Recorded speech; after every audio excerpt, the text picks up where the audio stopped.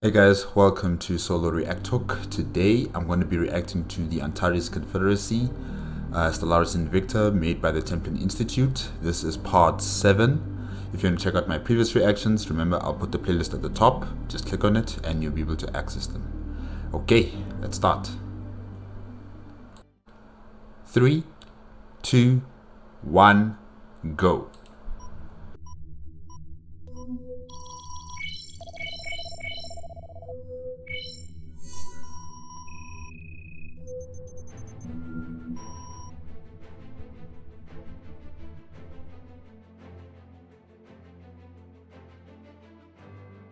On the 3rd of February, 517 AL, a gathering of scientists, technologists, and officials from across the Confederacy amassed on a world the Screk had named the Archives. They had assembled to witness a strange monolith, whose origins and purpose had been lost even to the remaining Screk themselves. A strange pattern of eldritch light shimmered across its surface. They were bizarre and almost unpredictable, but unmistakably a kind of countdown. At the exact moment the pattern reached its natural conclusion, and the countdown came to an end, a previously unnoticed rise in subspace energy across the galaxy suddenly exploded in severity. Communications were ruptured, hyperspace travel became unreliable, and subspace storms bathed entire star systems in vibrant, but ultimately harmless radiation. Within weeks, however, the worst effects of the subspace discharge had faded. Communications were restored, the hyperlanes were busy once again, and interstellar civilization resumed, seemingly without any lingering ill effect. That the galaxy was in the opening phase of a potentially apocalyptic crisis would not be realized for months. It was only when attempts were made to recontact the Imdar system that the first worrying signs emerged. A sparsely populated backwater on the periphery of the Madarician People's Federation, that Imdar had not yet been reconnected with any interstellar communications network, even months after the discharge, was hardly seen as unusual. Home to only freelancers, smugglers, and piracy elements, communications with star systems in that region were routinely cut off, with attempts to restore them hindered by lengthy travel times. I have to say this again, I really like the art that's been displayed here. This is amazing. This is really just amazing. Wow. When neighboring star systems similarly went dark, however, the People's Federation began to investigate the cause in earnest.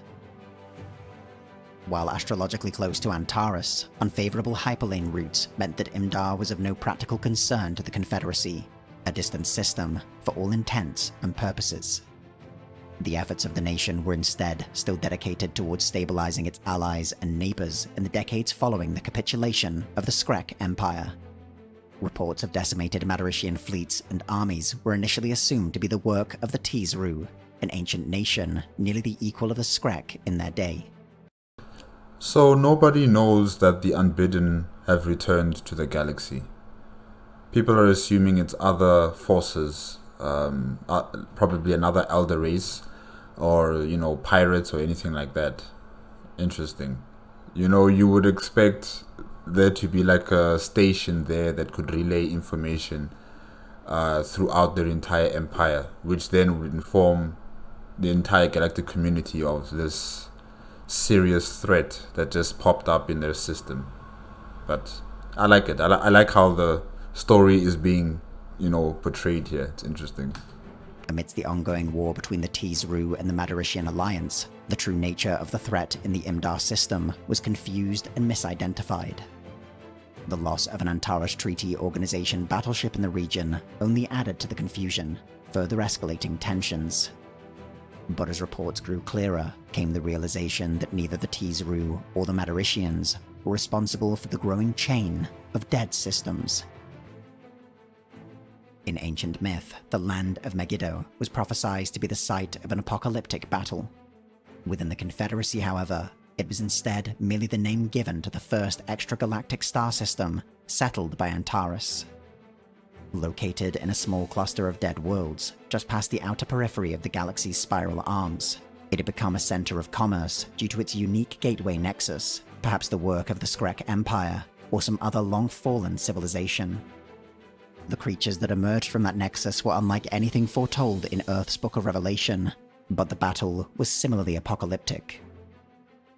Neither ships nor living creatures, vast assemblages of light and subspace itself poured into the system. Nearly the entirety of the Confederacy's 6th Fleet, dedicated to the defense of Megiddo, was lost in an instant, and the trade stations and mining outposts similarly eradicated. Faced with the irrefutable evidence that some otherworldly force had entered the galaxy, the Confederacy ordered the mobilization of its forces and the activation of wartime conditions across the Antares Treaty Organization. This order was matched by dozens of other powers across the galaxy, but with Megiddo cut off and the extragalactic nexus now harnessed by interdimensional invaders, they could now strike without warning within any one of several dozen star systems. Even the Pilgrim Fleet, the most advanced formation within the ATO, was unable to evade ambush by the invaders, its last ship narrowly escaping destruction. I always, well, if I should have the Pilgrim Fleet, right, from the relic item, that head, I forgot what they call it now, but I always put the Pilgrim Fleet, or, whenever I use that item, I always put the Pilgrim Fleet near my capital.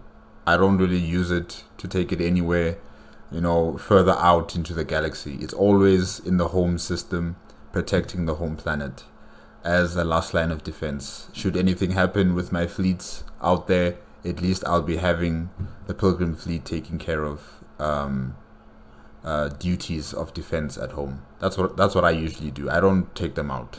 They're just too valuable in the early stages of the game, and also during the mid stages of the game. In the late stages, no, not so much. They can be used for other purposes.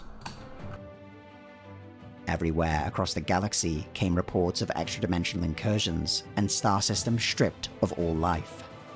With emerging footholds in multiple territories, including those of the Confederacy's allies, the initial strategy to counter the invaders was confused and ineffectual. Within the Confederacy, every effort was made to fortify the most vulnerable star systems, those directly connected to the Gateway network. One such site was the Zorican Black Hole.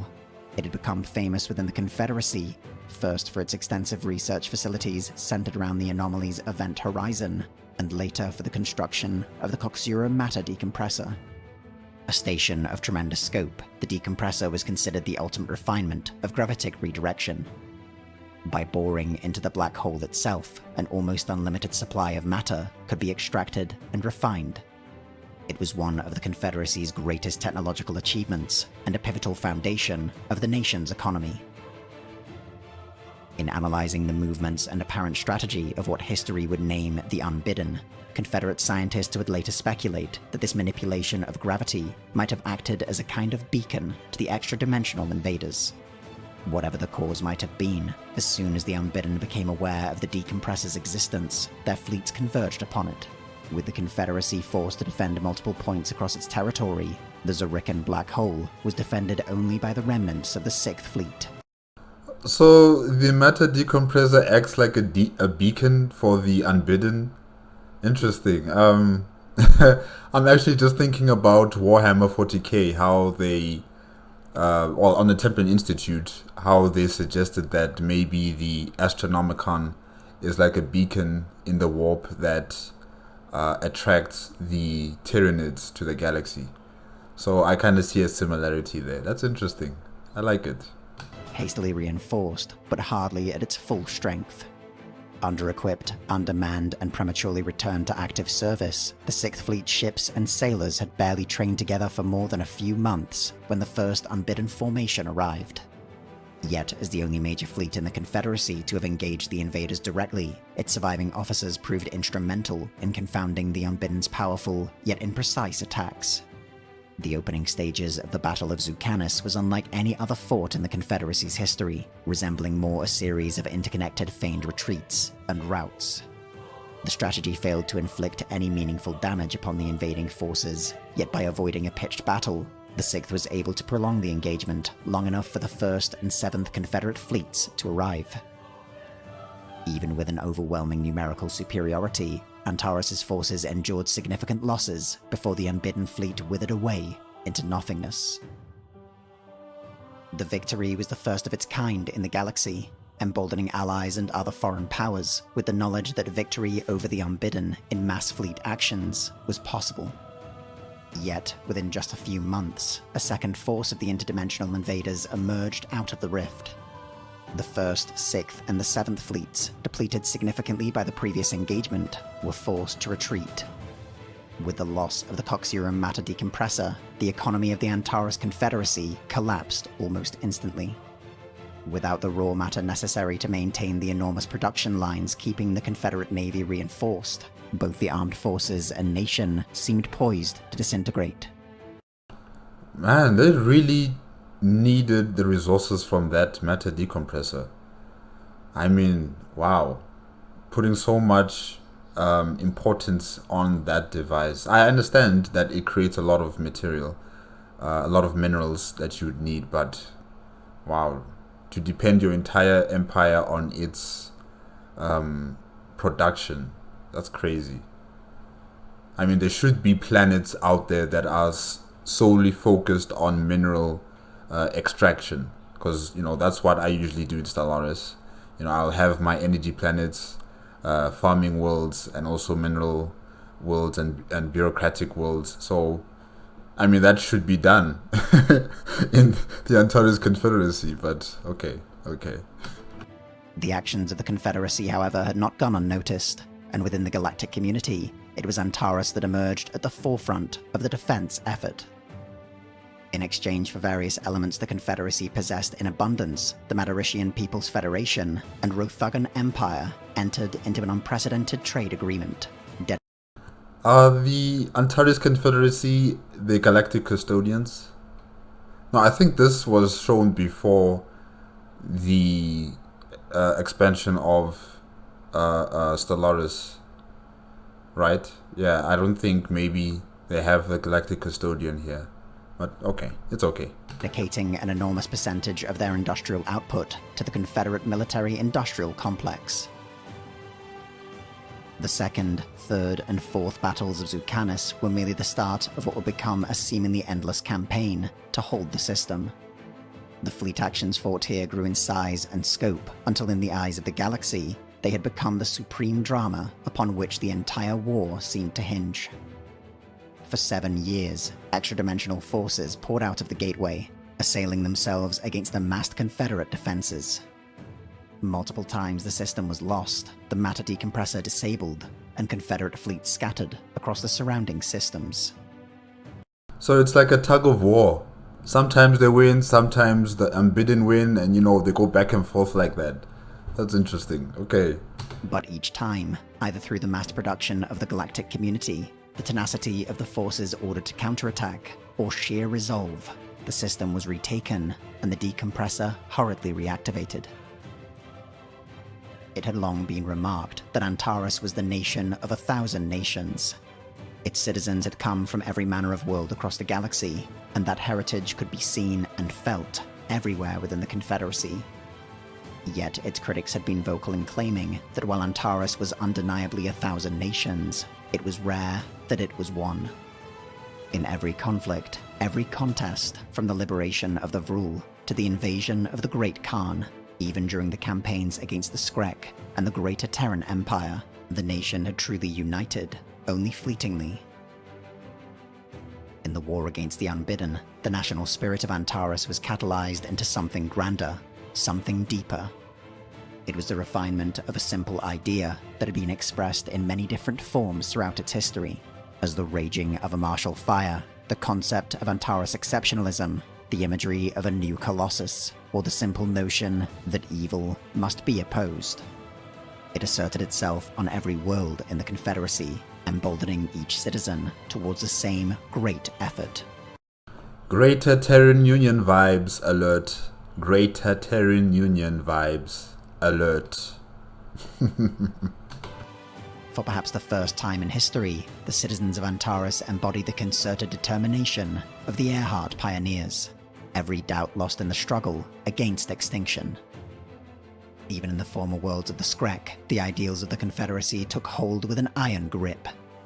The font of knowledge, once the decrepit throne of a fallen power, was restored, its long crippled foundries now burning with such light as to be visible from orbit.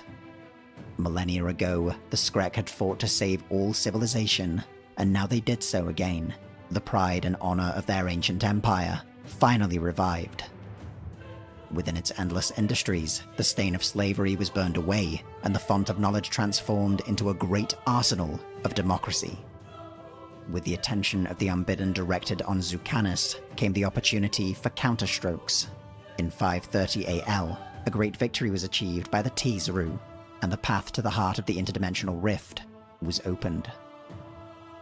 Presented with the moment to end the advance of the Unbidden in a single stroke, Confederate fleets abandoned the defense of Zucanis, instead driving towards Imdar itself.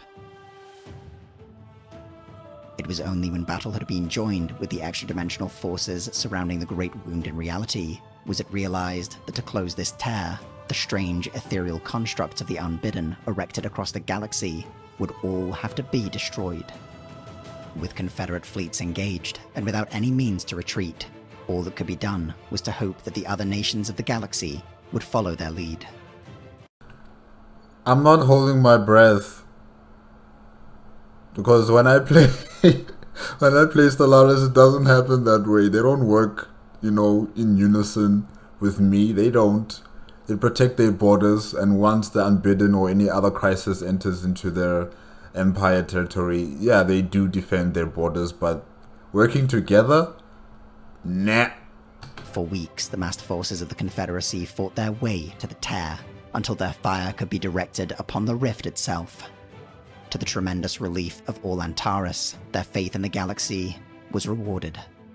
Elsewhere, a final offensive by the galactic community had destroyed the last of the Unbidden's constructs. The rift was finally closed. The nation that had entered the war against the Unbidden was not the same one that ended it. In countless ways, the Confederacy had been transformed. Within the Antares system, terraforming technologies had reformed the worlds of Alhaji and Vin into paradises. In the Dronofeg system, an artificial ring world had been constructed rivaling any of the greatest wonders in the galaxy. But the greatest change was in the soul of Antares itself. The Confederate Republics of Antares had always been a compromise, a labyrinth of agreements and stipulations meant to balance the power of the republics with that of the federal system. It was a compromise that was no longer needed. On May 22nd, 532 AL, representatives of each Republic of Antares made their way one by one to the floor of Parliament in Sigalo and announced the results of the last national referendum held by the Antares Confederacy. That evening, at midnight Sigalo time, the Confederate Republics of Antares were dissolved, and the Antares Commonwealth established. The formation of the Antares Commonwealth was the greatest and most far-reaching reform ever enacted across the nation. It transformed the sovereign republics into constituent states, solidified the roles of each branch of government, and finally one nation. Not many nations combining to one. No, it's one nation. I like it. Okay. ended the contradictions and peculiarities that had defined Antares politics. But amidst this new wave of optimism and renewal was the expectation that the greatest failure of the Confederacy would be remedied. The declaration of war against the Greater Terran Empire occurred simultaneously with a sweeping decisive strike through the Suhari Aldebaran wormhole. It was almost identical to the raid. Look at all of that. All those explosions. Dead ships just dying and exploding and making like a fireworks there. Looks like a New Year party. Huh. His operation attempted 40 years earlier, but the scale of the forces involved defied any comparison. Forged by the trials of the Unbidden War, fueled by the master industries of their shining worlds, Commonwealth forces had grown exponentially larger.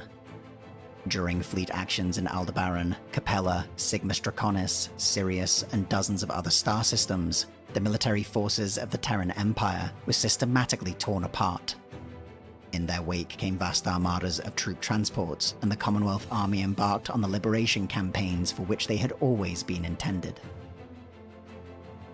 the war against the Greater Terran Empire, every soldier on both sides became a casualty.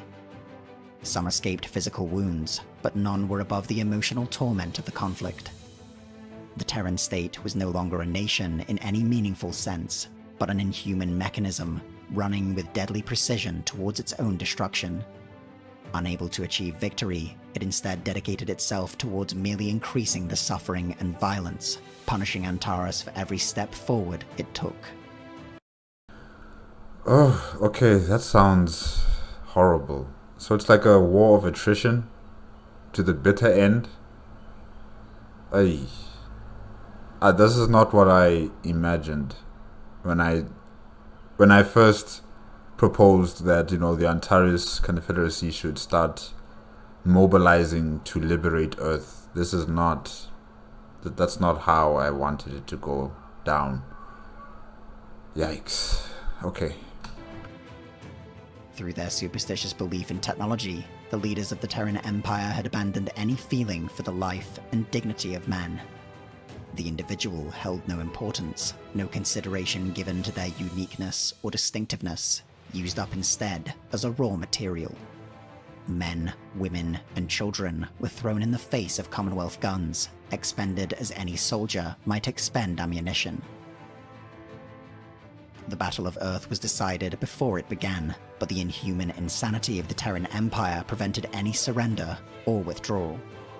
Whatever glory that might have been won was replaced by a tremendous feeling of agony that gripped every Commonwealth soldier with cruel force. The birthplace of mankind had been defiled, transformed into an unsurpassed violation and degeneration of the human essence. Earth was a graveyard, a place where untold millions of lives had been senselessly snuffed out, where an immeasurable wealth of human happiness, human plans, hopes, talents, and fertile possibilities of the future were destroyed forever. Well,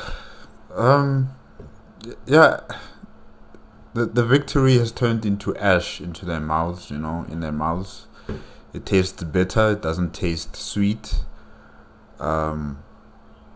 But since Earth is still here, it wasn't destroyed, it wasn't absorbed by the unbidden. It can come back.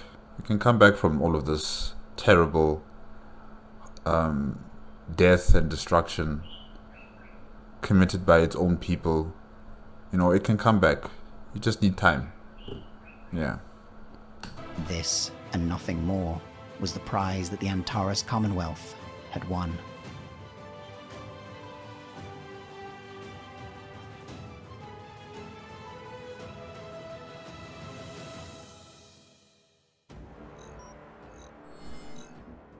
In Stellaris Invicta, the Templin Institute guided the Antares Confederacy into an uncertain future. The live streams are now over, but remain available over on the Templin archives. On the Templin Commissary, however, a new piece of artwork depicting the liberation of Earth is now available for purchase. You'll find the links in the description.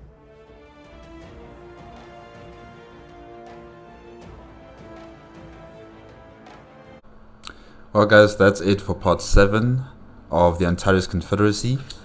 Yeah, it's unfortunate what happened to Earth and to the Greater Terran Protectorate. Is it still a Protectorate? I'm not sure, I forgot now. Or is it Empire? Greater Terran Empire, something like that, yeah. It is unfortunate what happened.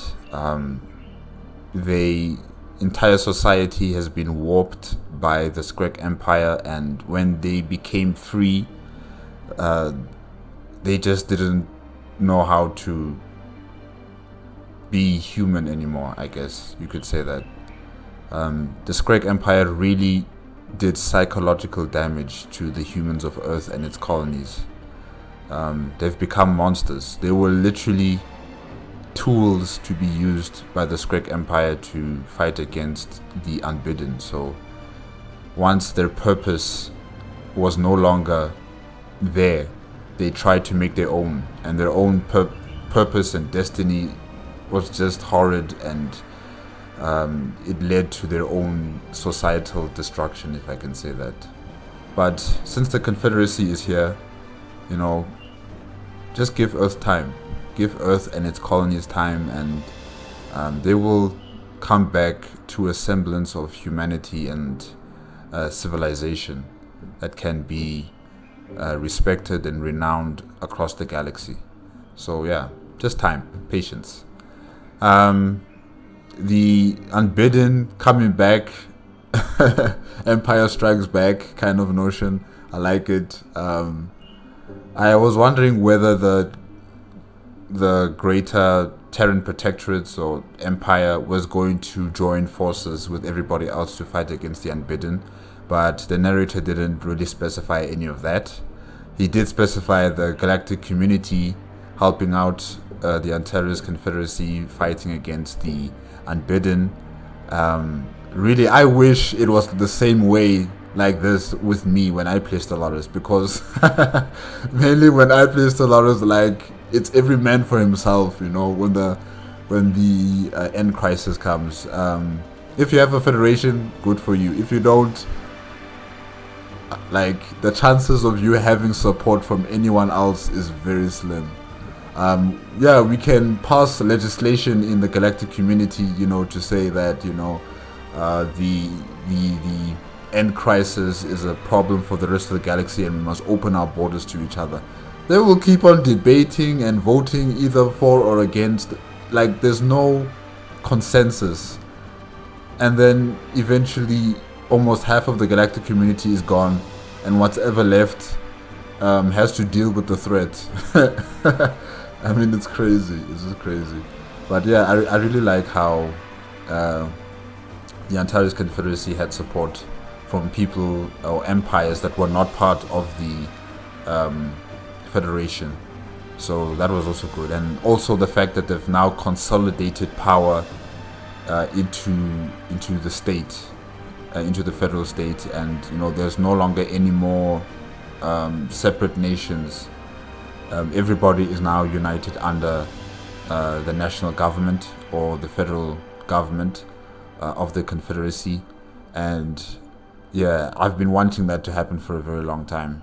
Like, ever since part 1 of the Antares Confederacy, or the prologue, yeah, actually the prologue of the Antares Confederacy, I've always wanted these guys to be united as one nation and not separate states that contribute to the federal government. That kind of thing, for me, it's just doesn't work. It just doesn't work. It's a luxury, you know. Yeah, but I'm happy that the Antares Confederacy has come a long way to where they are right now, and they have succeeded. They have achieved their goals. They've defeated the Screk Empire.